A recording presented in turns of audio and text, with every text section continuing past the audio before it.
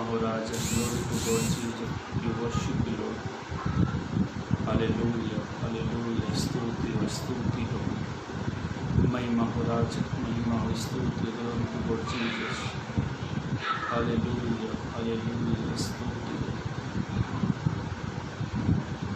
Thank you Father, thank you Father, thank you Father, hallelujah, स्तुति हो, glory to God Jesus, महिमा हो, महिमा हो, महिमा हो, hallelujah, hallelujah, hallelujah, hallelujah, hallelujah, स्तुति हो. Thank you Father, hallelujah, स्तुति हो, स्तुति हो, स्तुति हो. Thank you Lord Jesus, we worship you Lord. Praise the Lord. प्रभु के नाम की स्तुति हो, प्रभु के नाम की बढ़ाई हो कि एक सुंदर सा समय प्रभु ने आज के हमें दिया, उसके लिए मैं प्रभु को धन्यवाद करता हूं. और आप लोग सब खैरियत है. बहुत दिनों के बाद मैं मेरे पेज पर आया हूं, तो आप इस वीडियो को शेयर भी करें और प्रभु आप सबको बहुत बहुत आशीषित करे. मैं मेरे दूसरे मोबाइल से वीडियो को शेयर कर रहा हूं, तो आप फटाक से जुड़ते जाए और वीडियो को आप शेयर भी कीजिए ताकि और भी लोग हमारे साथ जुड़ जाए.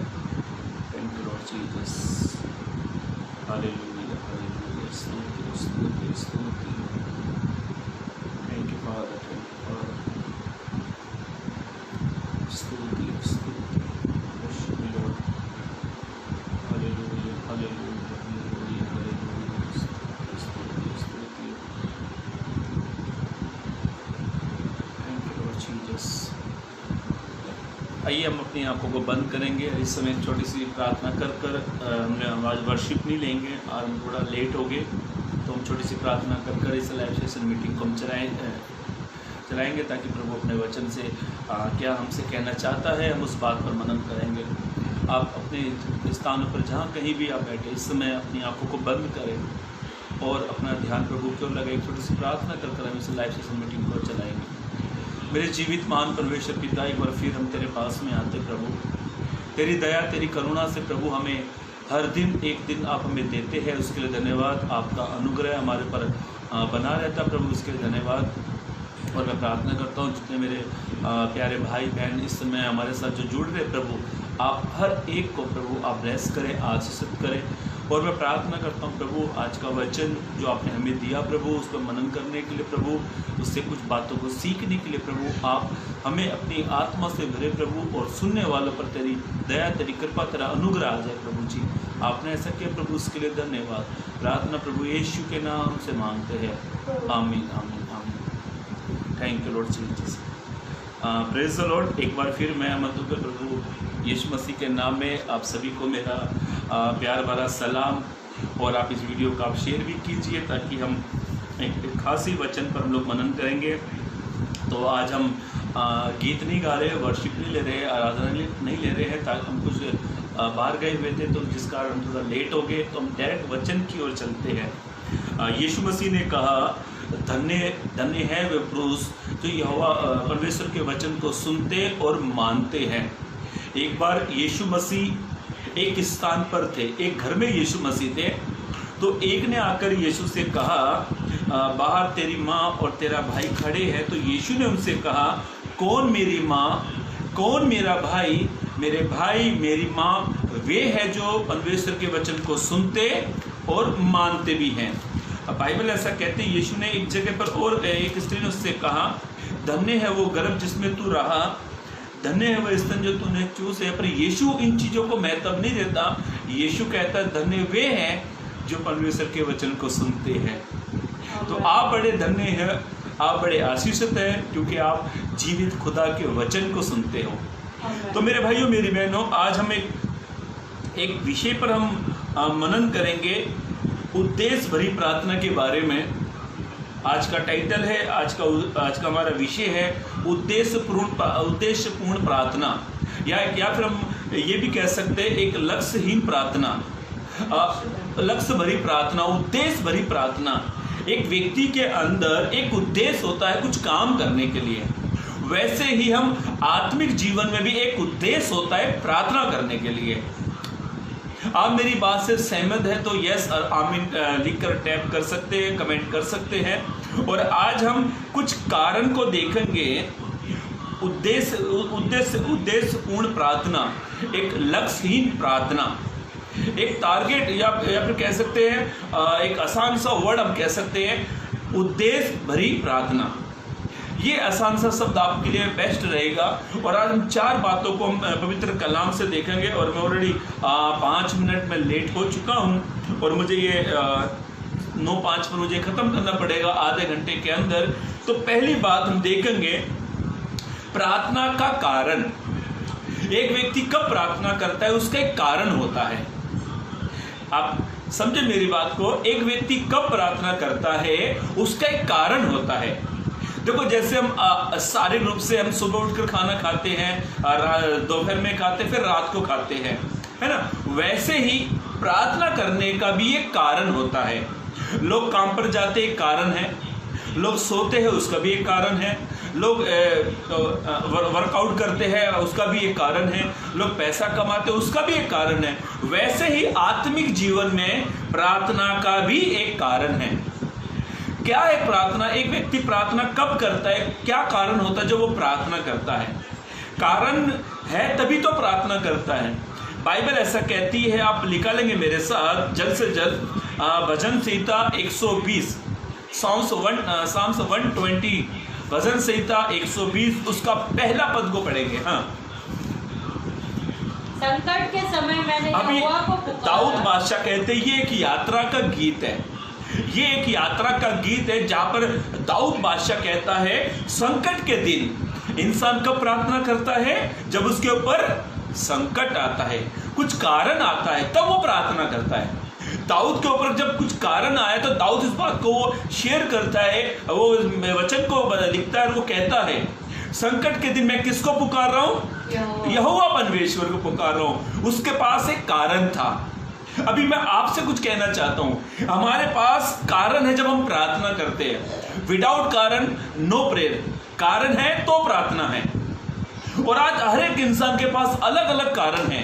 दाऊद के पास एक कारण था, उसने कहा, देखो दाऊद के जो करीबी का जो शत्रु था वो साउल था। साउल दाऊद को मारना चाहता था, हालांकि दाऊद ने साउल का कुछ नुकसान नहीं किया, पर साउल दाऊद को मारना चाहता था। पर दाऊद क्या कहता है, संकट के समय एक कारण था उसके पास प्रेयर करने का, प्रार्थना करने का। प्रभु के दास पास्टर सलीम खान कहते हैं ये बात सच है, बड़ी बड़ी मुश्किलें प्रार्थना से हल होती है। ये बात सच है, बड़ी बड़ी समस्या प्रार्थना से दूर होती है। ये बात सच है, बड़े बड़े काम, बड़ी बड़ी समस्याएं, बड़े बड़े प्रॉब्लम प्रार्थना से किसके कारण दूर होते हैं। पर सबसे बड़ा कारण तो ये है कि प्रार्थना ही बड़ी मुश्किल से होती है। आज इंसान के पास प्रार्थना करने का समय नहीं है। देखो दाऊद ने बहुत अच्छी बात कही, दाऊद के पास एक कारण था। हो सकता है मेरे भाइयों मेरी बहनों आपके पास कुछ कारण होगा, कोई भी तरीके से, या शारीरिक रूप से हो या आत्मिक रूप से हो। विदाउट कारण कोई प्रार्थना नहीं करता है, विदाउट कारण कोई व्यक्ति प्रार्थना नहीं करता है। कारण है तभी प्रार्थना होती है। मुझे याद आती है घटना, बाइबल में सैमुएल की किताब जब हम पढ़ते हैं तो वहां पर हन्ना नामक एक स्त्री थी, उसके पास एक कारण था प्रार्थना करने का, उसके पास कारण था प्रार्थना करने का। और ये कहानी काफी बड़ी है, मैं आपको छोटे शब्दों में बता दूंगा उस कहानी पे कहां पर लिखा है, कौन सी किताब में है, और हन्ना के पास क्या कारण था प्रार्थना करने का। बाइबल ऐसा कहती है, पहला सैमुएल की किताब पहला अध्याय, उसमें वहां पर ऐसा लिखा है, पढ़े, पहला सैमुएल पहला अध्याय, हाँ उसका पहला पद पढ़ लीजिए, वहां पर उस पूरी घटना का वर्णन वहीं पे ही उसके हस्बैंड का। चलो पढ़े, पहला सैमुएल पहला अध्याय पहला पद को पढ़ ले। हाँ, एफ्रेम की पहाड़ी देश के रामतेम सोपीम नगर का निवासी एल्काना नामक एक पुरुष था। हाँ, यहाँ पर ऐसा लिखा है, एल्काना नामक एक व्यक्ति था, एक इंसान था। वह एप्रेमी था और सूफ के पुत्र तोहू का परपोता, एलीहू का पोता और यरोहाम का पुत्र था। उसके 2 पत्नियां थी। ऐसा लिखा है, एल्काना नामक एक व्यक्ति था, ध्यान से सुने, घटना काफी बड़ी है, मैं फिर भी छोटे शब्दों में आपके सामने रखना चाहता हूं। स्टार्ट से समझेंगे तो ही हम समझेंगे ये हन्ना कौन थी, किसकी पत्नी थी, क्या कारण था, क्यों प्रार्थना कर रही थी। प्रार्थना का पहला कारण, ध्यान से सुने, कई बार इंसान संकट में आकर प्रार्थना करता है। कई ये उदाहरण मैं आपको इसलिए देना चाहता हूं। वहां पर दाऊद ने कहा संकट के दिन मैंने यहोवा से प्रार्थना करी। हन्ना का क्या कारण था प्रार्थना करने का?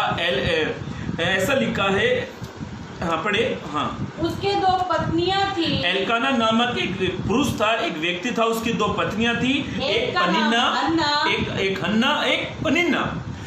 पनिन्ना के पास क्या थी? संतान थी। समय नहीं है पढ़ाने के लिए, पर मुंह जवानी में आपको बताता हूं। पनिन्ना के पास संतान थी। एक एल्काना नामक एक व्यक्ति था जिसके पास 2 पत्नियां थी। एक के पास जो पत्नी थी, एक के पास संतान थे। हन्ना के पास कोई संतान नहीं थी। जो उसकी सौतन थी वो उसको चिढ़ाती थी, देख मेरे पास बच्चा है। कई बार किसी बहनों के पास जब बच्चा नहीं होता तो वो दूसरे को बच्चे को देखकर अपनी आहें, अपने आंसू निकालने लगती है। खास करके मैं उन बहनों से कहना चाहता हूं, आप बच्चे के लिए यदि आप परेशान हैं तो प्रार्थना का एक कारण है। अब प्रार्थना करो, प्रभु प्रार्थना सुनेगा। कारण लक्ष्यहीन प्रार्थना, उद्देश्य भरी प्रार्थना, समझ चाहता हूं, उद्देश्य भरी प्रार्थना।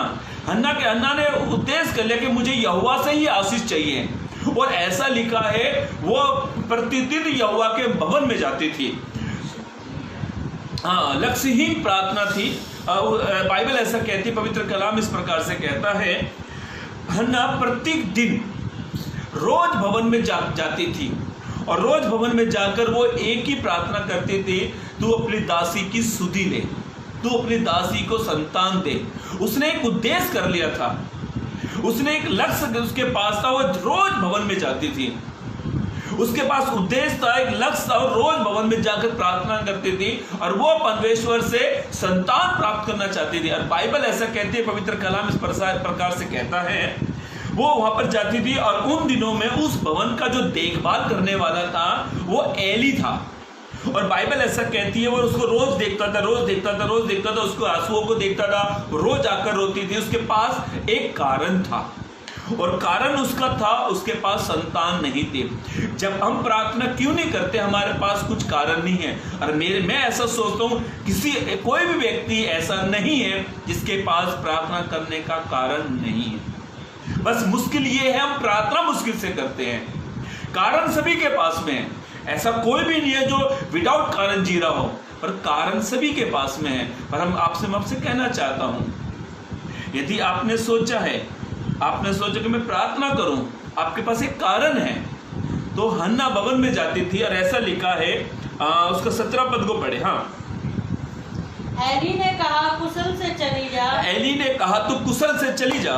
इजराइल का परमेश्वर मन चाहा वर, ऐसा लिखा है, तुझे मन चाहा वर दे, संतान दे।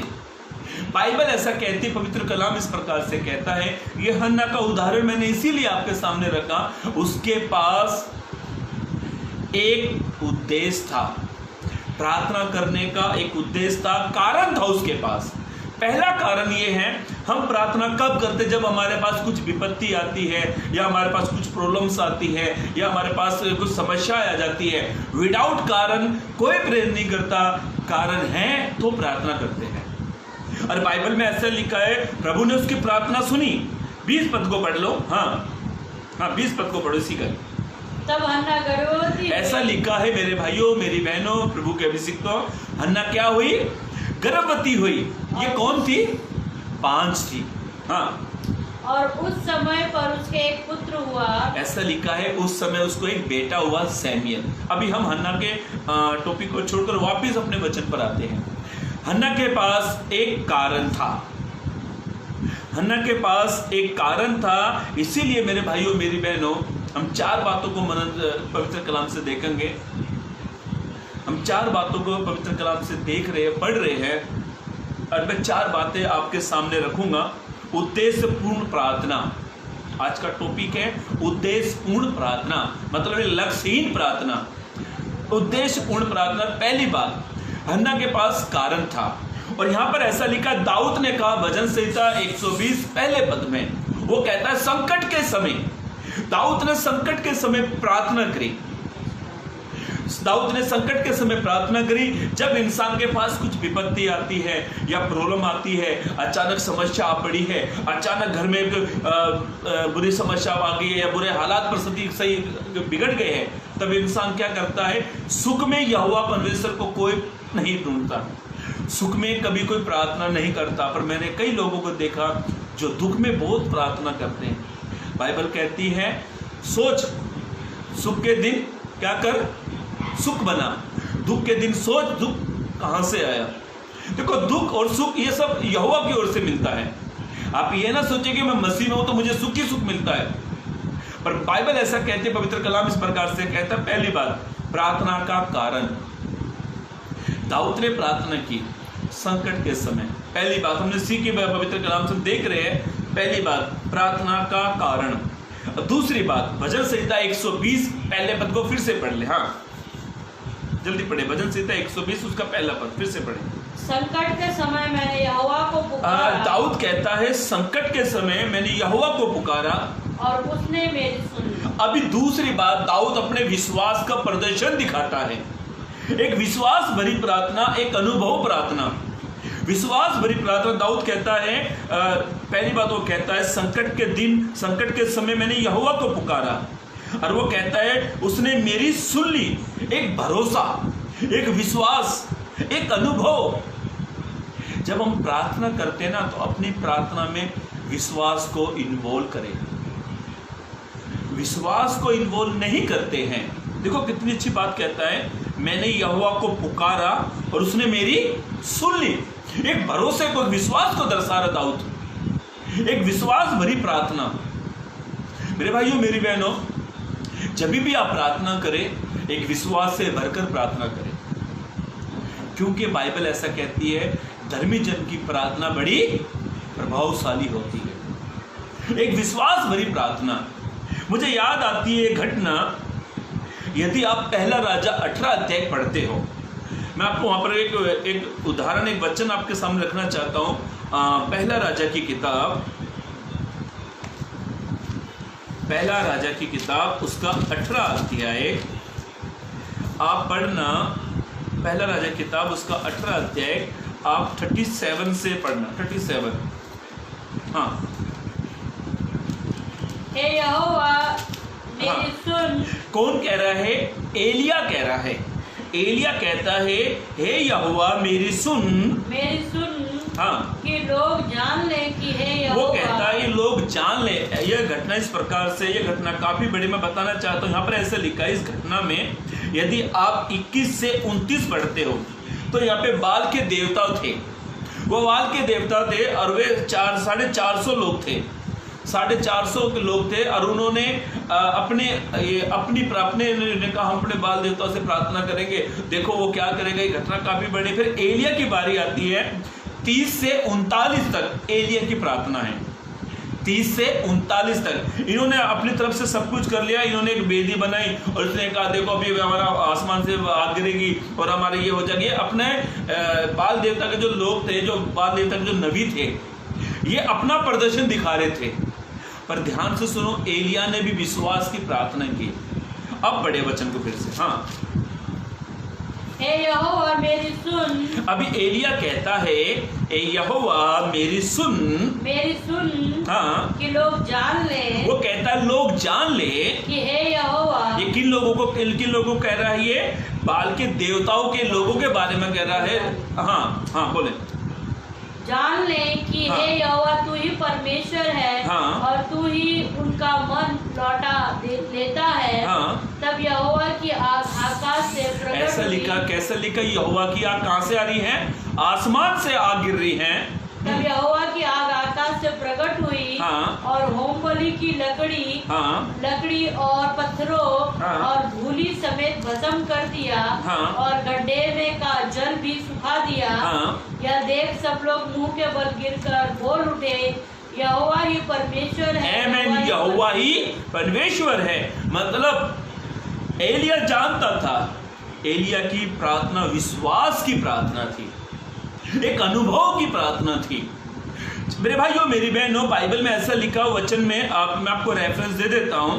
एक वचन में ऐसा लिखा, यदि आप भजन संहिता 145 उसके 18 पद में एक अच्छी बात लिखी, मैं आपके लिए पढ़ना चाहता हूं। भजन संहिता ऐसा लिखा है, जितने यहोवा के, जितने में कौन आते मालूम है? जो विश्वास से पुकारते हैं।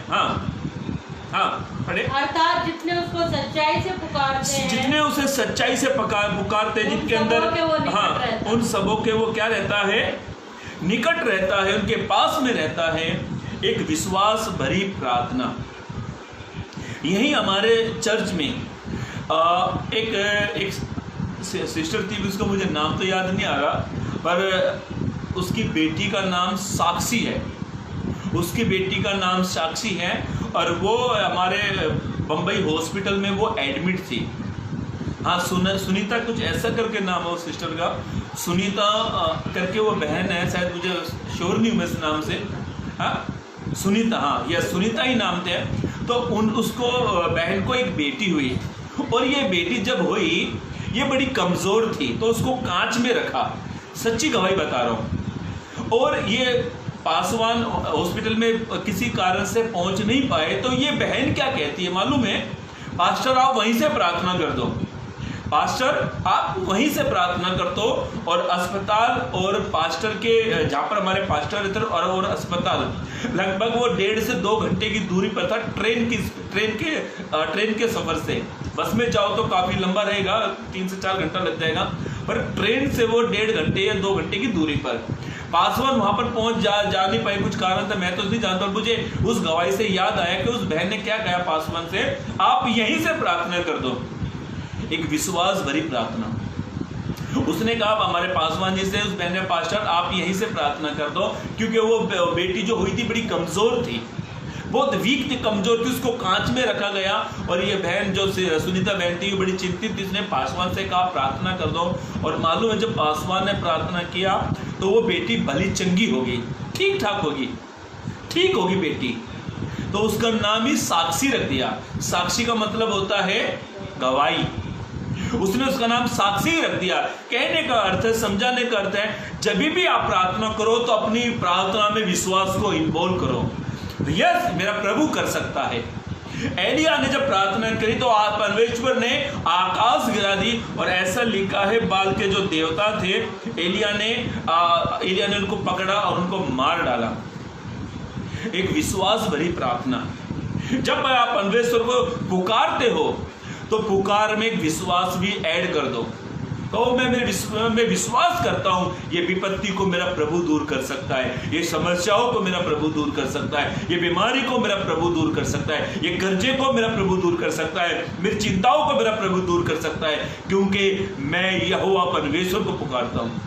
विश्वास से पुकारे।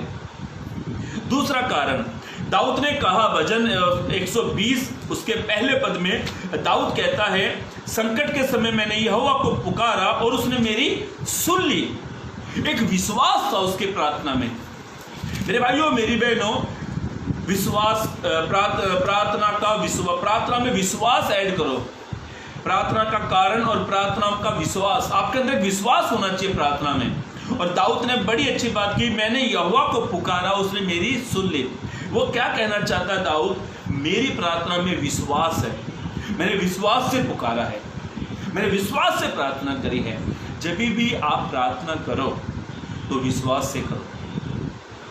हो सकता है मनुष्य से कुछ हो सकता है, प्रभु से जब प्रार्थना करोगे तो परमेश्वर सब कुछ कर सकता है। एक विश्वास भरी प्रार्थना। मेरे भाइयों मेरी बहनों, तीसरी बात, भजन संहिता 120 उस पद को फिर से पढ़ें।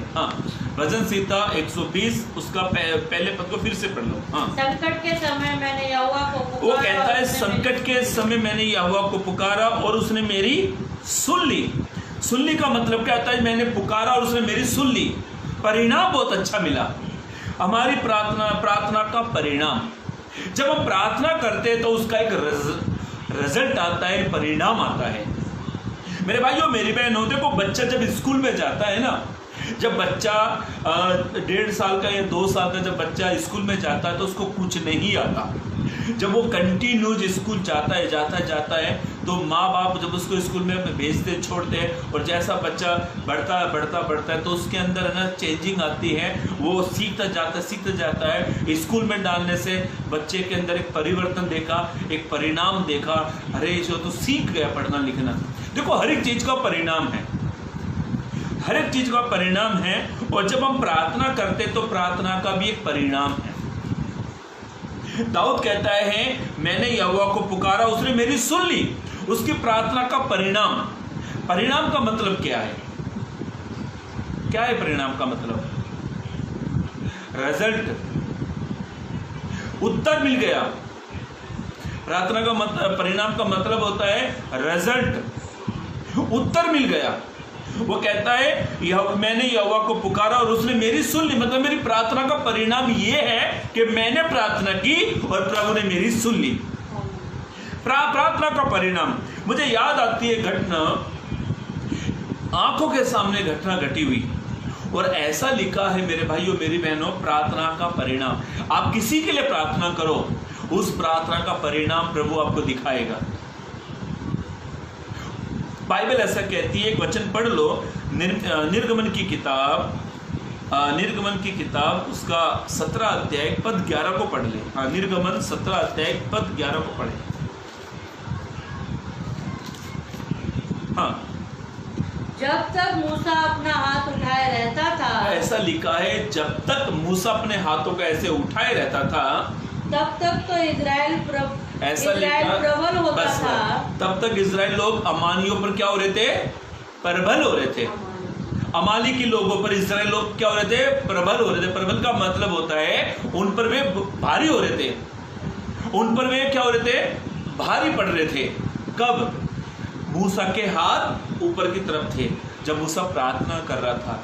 जब हम प्रार्थना करते तो उसका परिणाम प्रभु बहुत अच्छा दिखाता है, अच्छे से अच्छा परिणाम परमेश्वर में दिखाता है। और ऐसा लिखा जैसे मूसा के हाथ नीचे आ रहे थे तो फिर भी कौन उस पर भारी होते? इजराइलियों पर, अमालेकी के लोग इजराइल पे भारी हो रहे थे। तो मालूम है जब मूसा के हाथ ऐसे करने के लिए उन्होंने क्या किया? मूसा के हाथ ऐसे रहे तो क्या किया? उन्होंने ऐसे नीचे से पकड़ कर रखे ताकि मूसा के हाथ ऐसे ही रहने चाहिए। देखो मेरे भाइयों मेरी बहनों, कोई चर्च का ब्रदर प्रार्थना करे या पास्टर प्रार्थना करे या कोई बिशप प्रार्थना करे, प्रार्थना का परिणाम जब कोई व्यक्ति प्रार्थना करता है तो याद रखना उस प्रार्थना का परिणाम भी हमको दिखाई देता है। हम कई गलत फहमी में जीते हैं। ये पास्टर प्रार्थना करेगा तो प्रभु जरूर सुनेगा, बेलिहिम जी प्रार्थना करेंगे तो प्रभु जरूर सुनेगा। यदि हमारे अंदर एक छोटा सा विश्वास है ना तो प्रभु हमारी भी प्रार्थना सुनेगा। प्रार्थना में हमारी प्रार्थना का उत्तर प्रभु देने वाला है। प्रार्थना का परिणाम, देखो हर एक चीज का परिणाम होता है, हर एक चीज का परिणाम होता है।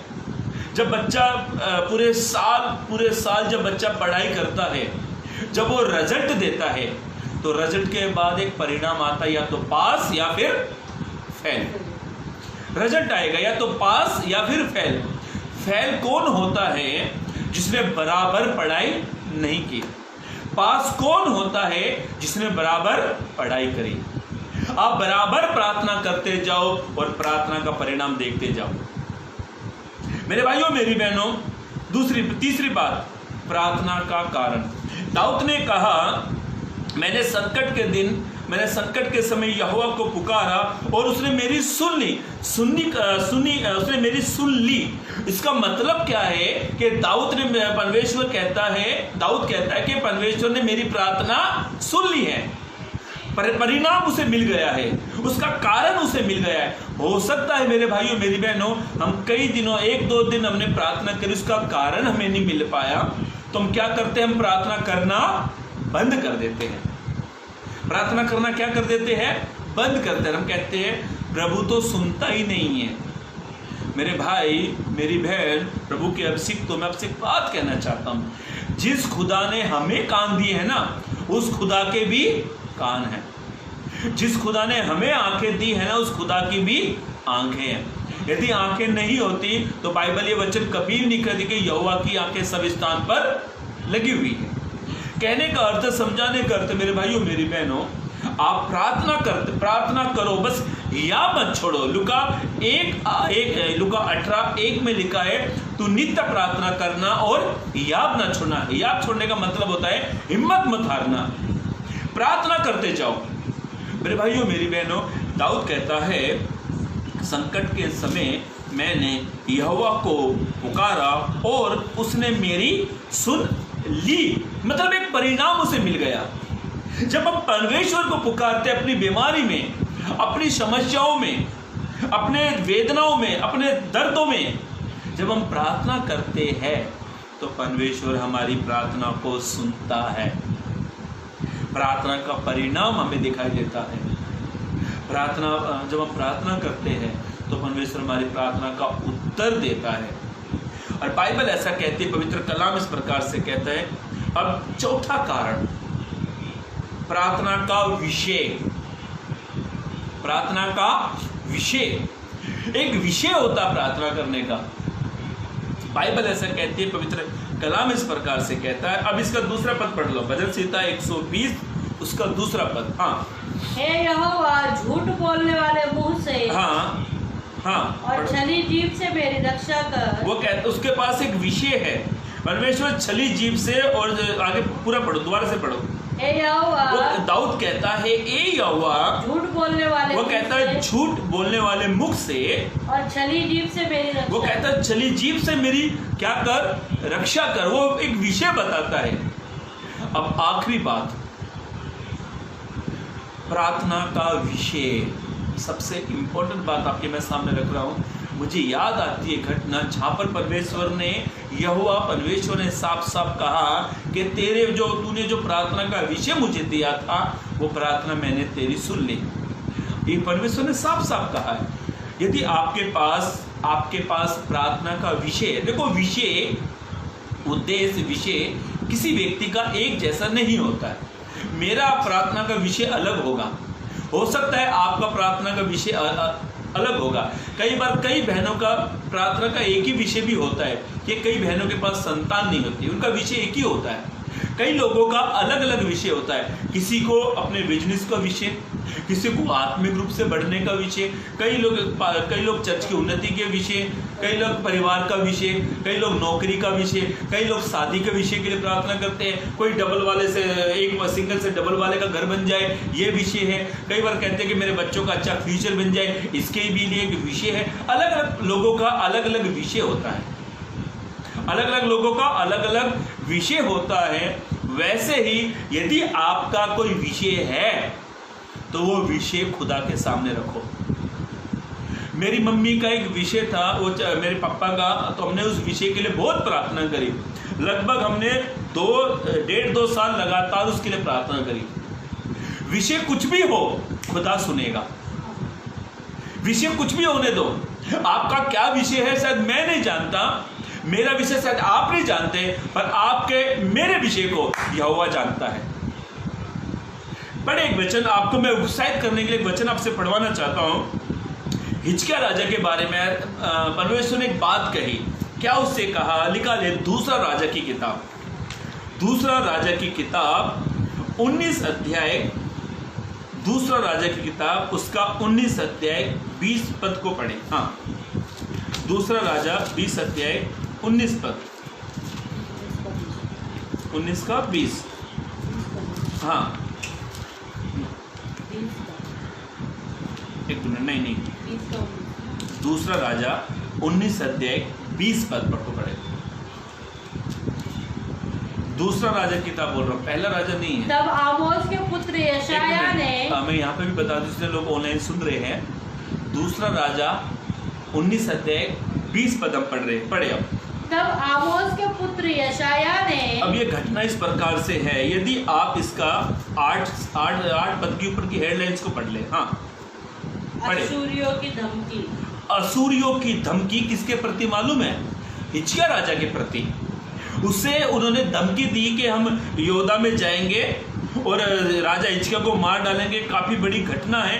अचानक राजा हिजकिय्याह के पास अचानक एक विपत्ति आ पड़ी, एक समस्या आ पड़ी। असूरी लोग राजा हिजकिय्याह को क्या दे रहे हैं? चैलेंज दे रहे हैं। कि हम जाएंगे यहूदा में, और ये कहाँ का राजा था मालूम है? ये अपना हिजकिय्याह राजा कहाँ का राजा था? यहूदा का राजा था ना। सोच रहे बहुत, मेरे वाइफ भी सोच रहे कहाँ का राजा था? यहूदा का वो ये राजा था। और असुरी लोग थे, असुरी एक जाति थी। वहां के लोग जाकर किसको दम दे रहे, किसको धमका रहे हैं? हिजकिय्याह राजा को। अचानक एक विपत्ति आ पड़ी। तो मालूम है इस अचानक समय पर उसने एक विषय खुदा के सामने रखा। हो सकता है कोई हमारे पर अचानक विपत्ति आ पड़े, हो सकता है अचानक कोई बड़ी समस्या हमारे पर आ पड़े। समस्या का नाम एक विषय हो जाता है, प्रार्थना का विषय। और मालूम है ये बात, कितनी अच्छी बात यहोवा परमेश्वर से हिजकिय्याह राजा ने बात कही। अब इसका 20 पद को पढ़े। हाँ, तब आमोस के पुत्र यशायाह ने, ऐसा लिखा है, तब आमोस का बेटा यशायाह भविष्यवक्ता ने हिजकिय्याह के पास कहला भेजा, उसने हिजकिय्याह राजा के पास एक संदेश को भेजा। इजराइल का परमेश्वर यहोवा यूं कहता, वो कहता है, इजराइल का परमेश्वर यहोवा यूं कहता है, जो प्रार्थना तूने, अभी ध्यान से सुना, बहुत अच्छी बात लिखी है यहाँ पर, जो प्रार्थना तूने असूर के राजा, ये असुर लोग उसको क्या दे रहे थे? दम दे रहे थे, उसे मारने के लिए आए थे। उसके विषय में ये कहता है, हाँ, असूर के राजा सन्हेरीब के विषय में, ऐसा लिखा है, असूर के राजा सन्हेरीब के विषय में मुझसे की है, मैंने सुन लिया है। एक प्रार्थना का विषय था, इसके पास एक विषय था। क्या इसका विषय था? क्योंकि असूर का राजा, क्या नाम उस राजा का? सन्हेरीब राजा, असूर का राजा, वही किसको मारने के लिए आया था? हिजकिय्याह राजा के पास। इसके पास एक विषय था प्रार्थना करने का। यहाँ पे साफ साफ लिखा है, मैंने नहीं लिखा ये वचन, ये पवित्र आत्मा का वचन लिखे हुए है। यहाँ पे कितनी अच्छी बात लिखी है। परमेश्वर कहता है, मैंने तेरे विषय, तूने जो जिस विषय में मुझसे कहा था वो प्रार्थना मैंने सुन ली है। मेरे भाइयों, मेरी बहनों, और मालूम है परमेश्वर ने इसके जो उद्देश्य है, इसने जो जिस विषय के लिए प्रार्थना करी, रातों रात में, इसके 35 पद में ऐसा लिखा है, उसी रात यहोवा के दूत ने आकर एक असूरियों के छावनी के बीच में 1,85,000 लोगों को मार डाला। वाओ, वेरी, कितनी अच्छी बात लिखी है। विषय, प्रार्थना का विषय, उसके पास एक विषय था प्रार्थना करने का। और परमेश्वर कितना अच्छी बात कह रहा है, देखो ना, कितनी अच्छी बात परमेश्वर कहता है कि पढ़े वचन को, फिर से पढ़े 20 पद, मुझे बहुत अच्छा लगा। 20 जो प्रार्थना तूने असूर के राजा, सन्हेरीब के विषय में की है, हाँ, उसे मैंने सुना है। परमेश्वर क्या कहता है? जो तेरा विषय है, मैंने तेरी प्रार्थना तो सुन ली है। मेरे भाइयों, मेरी बहनों, मैं आपको उत्साहित करना चाहता हूँ, यदि आपका कोई भी विषय हो, बच्चे की आशीष के लिए, घर मकान की आशीष के लिए, बच्चे के फ्यूचर के लिए, अपना आत्मिक रूप से बढ़ने के लिए, शारीरिक रूप से बढ़ने के लिए, पैसों की तंगी, अच्छे काम के लिए, अच्छे बिजनेस के लिए, कलीसिया की उन्नति के लिए, परिवार के लिए, यहाँ तक कि अपने लिए, कोई भी विषय क्यों ना होने दो, प्रार्थना तो खुदा सुनेगा। मेरे भाइयों, मेरी बहनों, चौथी बात, प्रार्थना का विषय। और दाऊद प्रार्थना से क्या मांग रहा मालूम है? छुटकारा मांग रहा है। दाऊद ने कहा, ये छली जीभ से, छली लोग, शत्रुओं से मुझे तू बचा। कई बार हम बीमारी को लेकर प्रार्थना करते हैं। यदि आप डायबिटीज के बीमारी, आप शुगर की बीमारी से परेशान है, थायराइड की बीमारी से परेशान है, लकवे, अपना क्या बोलते हैं, गठिया, गांव में तो गठिया बाप बोलते हैं, वहाँ बम्बई में तो मुझे नहीं मालूम क्या बोलते हैं। यदि आप गठिया की जो तकलीफ होती है पैरों में, यदि आप उससे परेशान है, यदि आप पथरी से, जो पित्त में जो पथरी होती है उससे परेशान है, आपका पित्त में ज़्यादा करके पथरी है ना, पित्त में पाई जा रही है, आपका कोई भी बीमारी का विषय क्यों ना हो, आप इस विषय को लेकर प्रार्थना करें। जैसे हिजकिय्याह राजा ने परमेश्वर से कहा था कि असूरी लोग मुझे मारने आ रहे हैं, और उसने ये विषय को लेकर प्रार्थना की। आप अपने विषय को लेकर प्रार्थना करें। बीमारी का है तो चंगाई को लेकर प्रार्थना करें कि प्रभु आप प्रार्थना करें, विषय ऐड करें प्रार्थना में। हिजकिय्याह राजा का विषय यह था कि असुरी लोगों से आ मुझे बचाए। प्रभु ने कहा जिस विषय में तूने मुझसे प्रार्थना की और मैंने तेरी प्रार्थना सुन ली।